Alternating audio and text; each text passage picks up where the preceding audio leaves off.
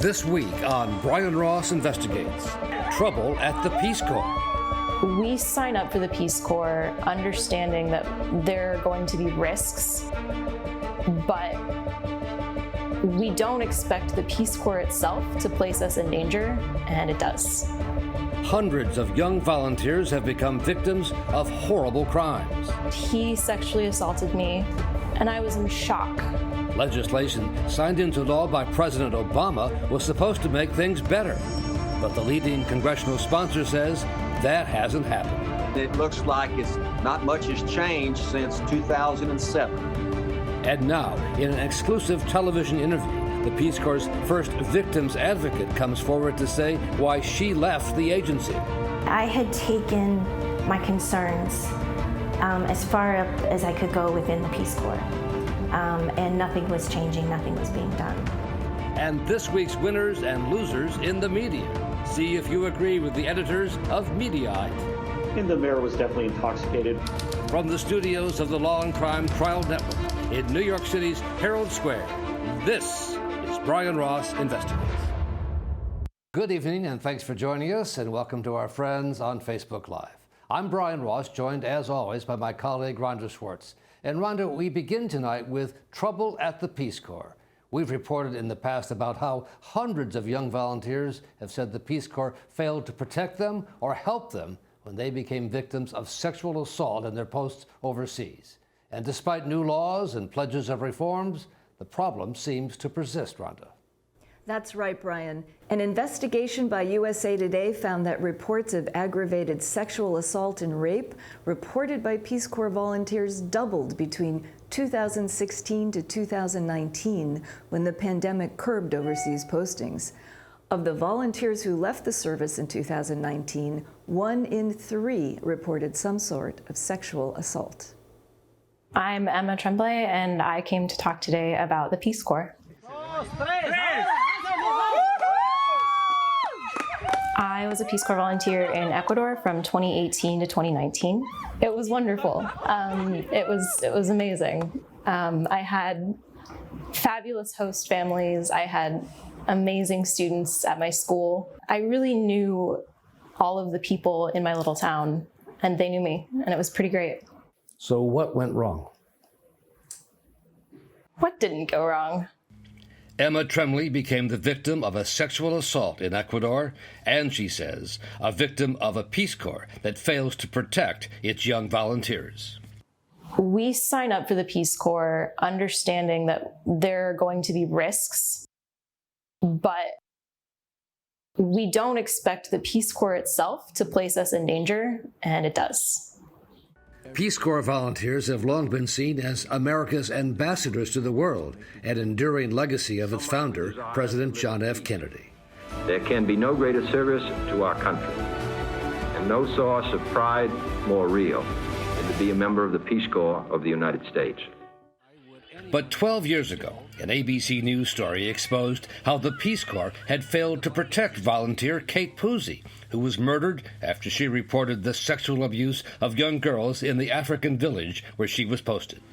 We are grieving because Kate is dead, but we are grieving because Kate was murdered. And the ABC News story further revealed that hundreds of volunteers had been sexually assaulted, with Peace Corps administrators trying to cover it up and put the blame on the young women. I had to list all the things that I had done wrong to cause this to happen to me, and all the things that I would do differently when I returned to prevent it from happening again. The ABC News story led to outrage in Congress and legislation to better protect volunteers, signed into law by President Barack Obama, with Kate Puzey's parents and brother invited to attend. That was 2011. It seems like nothing has changed. The Peace Corps is actively placing us in harm's way, in ways that it doesn't have to, often in violation of its own rules and protocols. For Emma Tremblay, it involved the doctor she was sent to by the Peace Corps in Quito, Ecuador. The way that Peace Corps works, you are not allowed to choose your medical provider. So I went through with the appointment.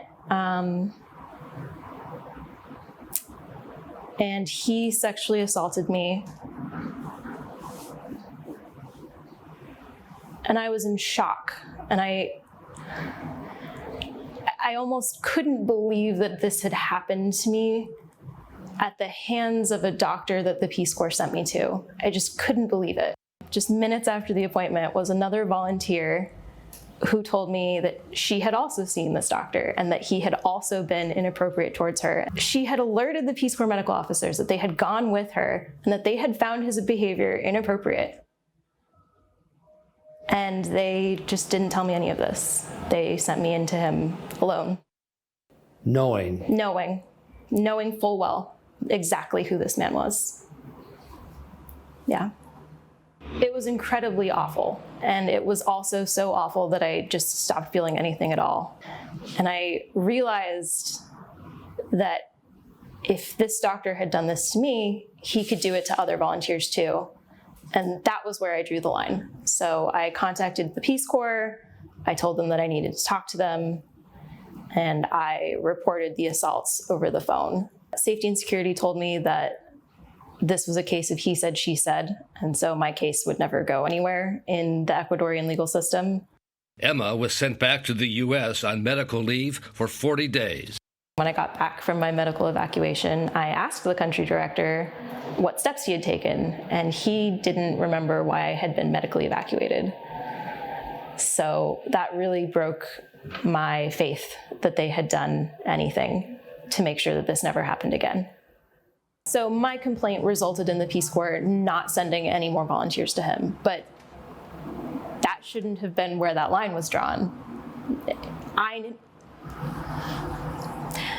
At least one other volunteer had complained before me. That is where the line should have been drawn. Emma had watched the ABC News report on Kate Puzey before signing up as a Peace Corps volunteer.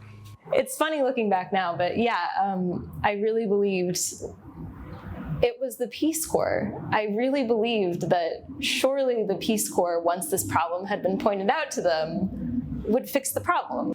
The brave women who have come forward have shown us that the Peace Corps has not always been sufficiently responsive, compassionate, or sensitive to victims of crime and their families.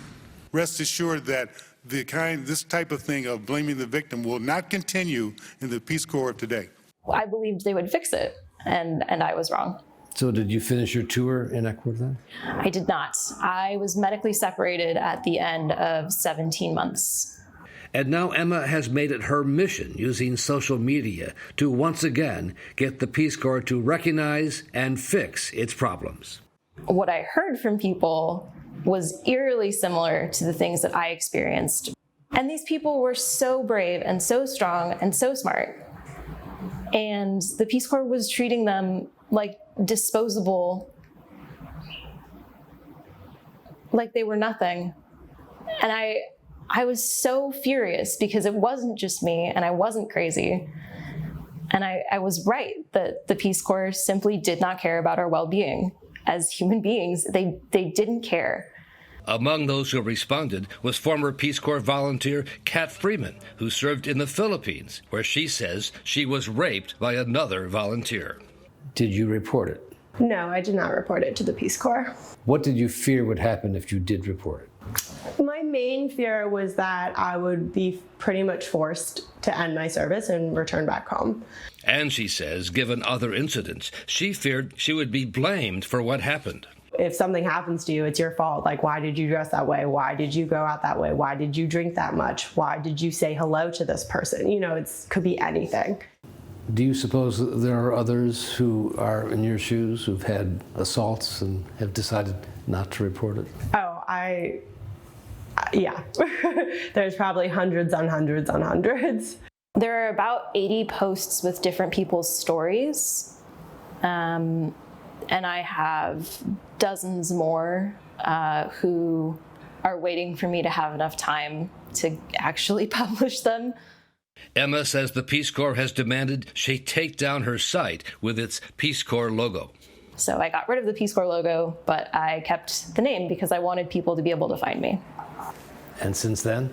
And since then, they haven't actually sued me, which is a relief because I am a law student and I have the bar to pass. But it's been It's been scary. I don't like being threatened. So are you glad you've taken this stand? Glad would be a strong word.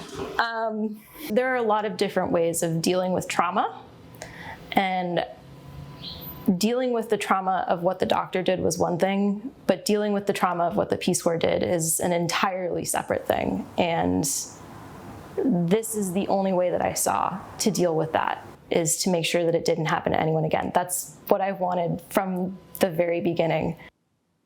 When we come back, we'll hear from the first person appointed to be a victim's advocate at the Peace Corps and why she lost her job.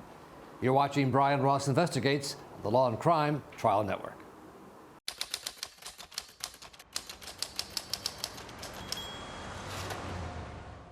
The Peace Corps says it has made and continues to make progress in helping volunteers who have become victims of sexual assault. But we're about to hear from two people who say that is simply not true. I was hired as their first ever victim advocate, and then from there I was moved up to the director of the Office of Victim Advocacy, which was a new office. So that must have been exciting, huh? It was very exciting. And when did it start to go bad? It was a struggle from the start. Kellie Greene says that she soon began to hear the same complaints that the women who appeared in the ABC News story years earlier made about being blamed themselves for becoming a victim. They were blamed because they were walking alone out of their sight to go get transportation when you're supposed to always have somebody with you, that they were drinking. It just always felt like it was like a deflection so that the Peace Corps wouldn't have to take responsibility. That was one of the things that I always struggled with when I was at the Peace Corps, was trying to help the Peace Corps see that you're never going to prevent sexual assault 100%. But what you have 100% control over is how you respond. And that is where the Peace Corps should focus, is how they respond. The Peace Corps has more than 7,000 volunteers worldwide, but only 4 victim advocates when Greene worked there. Is 4 enough? I would say that the Peace Corps could probably do with more victim advocates. Some of them are 18 hours ahead, 12 hours, always trying to figure out when we're going to make those calls happen. So you have some staff at headquarters that are working around the clock, basically. So as you're pushing for change and improvements, did you start to get pushback? I received pushback pretty immediately, but I wasn't surprised by it. I anticipated it. I would have been surprised if I didn't get pushback. And that's because people just don't like to change. Frustrated with the resistance at headquarters, Greene decided to raise the stakes. I had taken my concerns as far up as I could go within the Peace Corps. And nothing was changing, nothing was being done. I filed a whistleblower complaint with the Office of Special Counsel, and that was because I was seeing the Peace Corps not fulfilling the work that Congress had tasked them to do. It's a very big step to do that. It was not something that I did lightly, but being the victim advocate that I am, holding the beliefs that I do about survivors, if I was going to continue in the field of victim advocacy, I wouldn't have been able to live with myself if I hadn't have tried to make additional changes once they had, it had become very clear to me that it was done. The other reason that I felt really compelled to file the whistleblower complaint was something very unexpected. I never expected to fall in love with the Peace Corps volunteers the way that I did. I've never worked with a group of individuals that are so focused on what they're doing, that have such strong ideals. What was the reaction to the whistleblower complaint? I was pretty much pushed out of the agency. So you were the person hired as a result of the Kate Puzey law, and you had to leave, you had to file a whistleblower complaint because the Peace Corps wasn't doing what they said they were going to do. Is that fair to say? Yes, that's fair to say. And you're no longer there? No, And we're joined now by former Congressman Ted Poe, who, while in Congress, became the champion of Peace Corps volunteers, helping to push through the Kate Puzey law into legislation, getting it signed at the White House, and helping to pass other legislation to protect the volunteers. Congressman, thank you for being here. We continue to hear the same complaints, though, that we heard 10 years ago.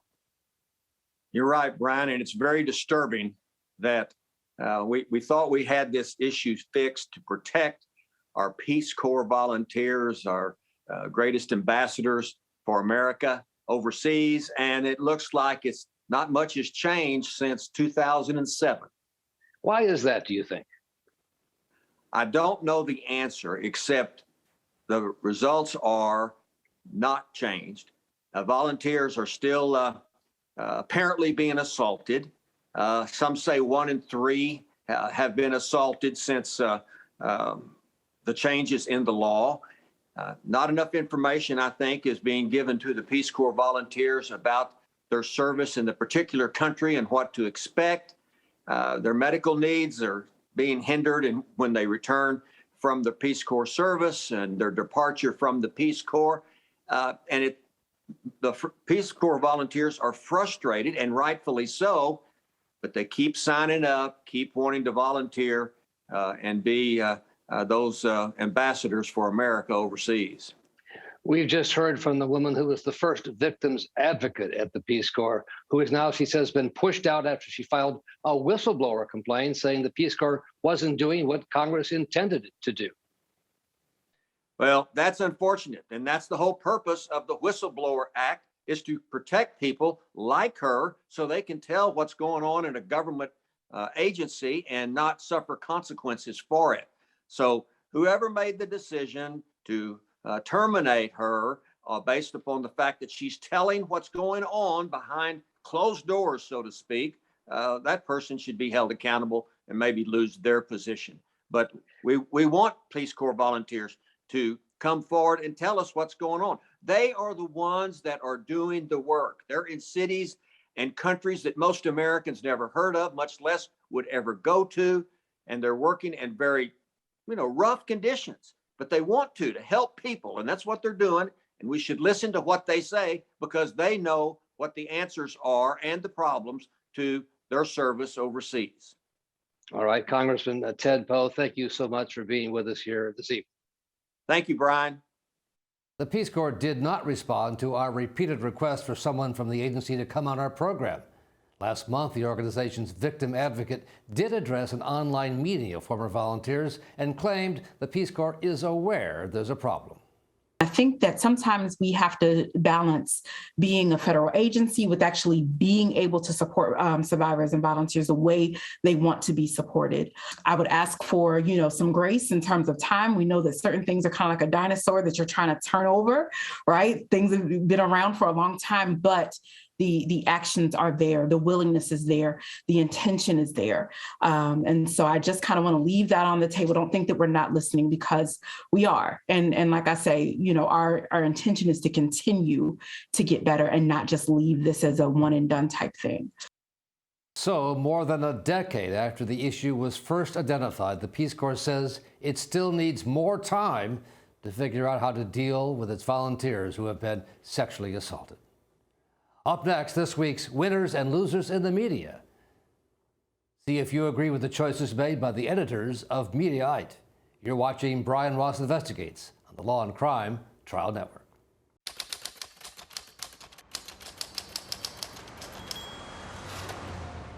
Time now for this week's winners and losers in the media, as chosen by the editors of Mediaite. And we're joined by Aidan McLaughlin, who is the editor-in-chief of Mediaite, which, like the Law and Crime Network, is part of the Dan Abrams Media Group. And Aidan, you've chosen as a winner this week Fox News correspondent Brian Yedis for his report, and a positive report on a transgender teen. I'd rather have a living son than a dead daughter. I guarantee that if we had pushed back and done what a lot of parents do, I don't think that we would have either one of the kids that you see before you here today. So, Aidan, how did that report go over at Fox News? Well, I can tell you how it went over from my perspective. My jaw dropped when I saw this on Fox. It was a lengthy very interesting, very thorough report on this trans teen and how his family has supported him.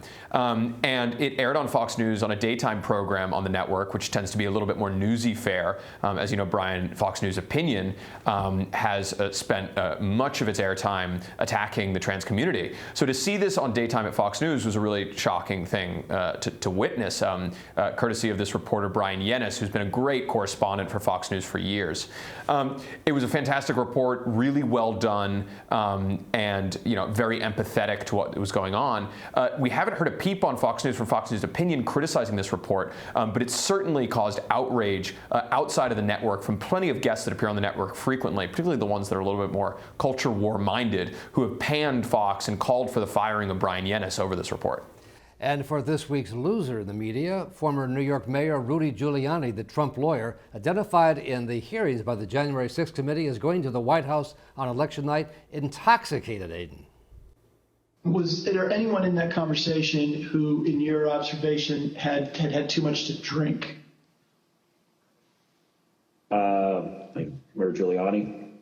And the mayor was definitely intoxicated, but I do not know his level of intoxication when he spoke with the president, for example. Well, what is a surprise, eh? Not so much a surprise. These rumors have been circulating for years, but the fact that Rudy Giuliani was repeatedly accused of being drunk on election night and fueling Trump's claims of a stolen election while being intoxicated made it certainly a big story. It's also one that he's denying. Rudy Giuliani said he only drank Diet Coke. Only drank Diet Coke. They identified him as being intoxicated at the White House, Aiden. That's true, yes. So I think, one side of the coin is lying there. I think given Rudy's track record, it's not hard to tell who. All right, Aiden, thanks so much. That's our program for tonight. Thanks for joining us. We'll be back again here next week on the Law and Crime Trial Network.